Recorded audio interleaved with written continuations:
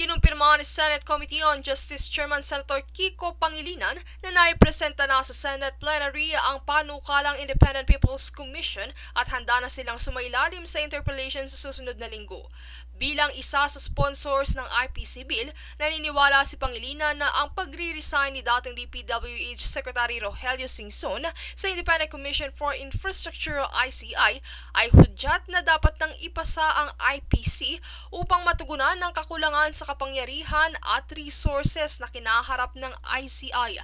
Kasabay naman ang pagbibitiw ni Singson ay nanawagan si Senator Erwin Tulfo sa Malacanang na agad nang magtalaga ng papalit sa naturang posisyon. Samantala, naniniwala si Tulfo na hindi pa naman patay ang ICI. Kailangan lang anya na mapunan ang mga nawalang investigador ng komisyon. Sa panig naman ni Senate President Vicente Tito Sotto III, hindi na anya siya nagulat pa sa naging aksyon ni Singson sapagkat naiintindihan niya ang stress at hirap na kinaharap nito sa pag-iimbestiga lalo na sa limitadong kapangyarihan na meron ng Independent Commission. Kumpara kasi sa ICI, mas malawak ang kapangyarihan na sakop ng panukalang batas. May pagkakahalintulad ang layunin nito sa existing independent body na mag-iimbestiga sa korupsyon sa gobyerno, ngunit hindi lamang ito limitado sa mga infrastructure projects at layo na magkaroon pa ng ngipin sa pag-iimbestiga. Sa minungkahing panukala, magkakaroon ng contempt, subpoena at sequestration powers sa ang mga uupo sa IPC.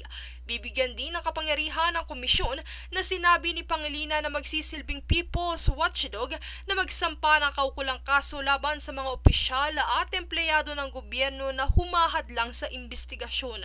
Tinitiyak din ang agarang hustisya laban sa mga mananagot sa multi-billion peso scandal sa infrastructure corruption sa bansa.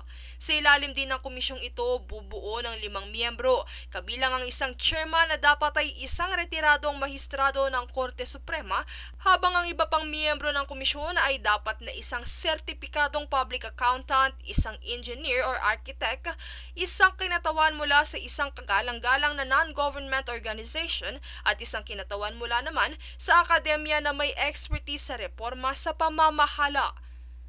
Princess Castro, nag-uulat para sa Golden Nation Network.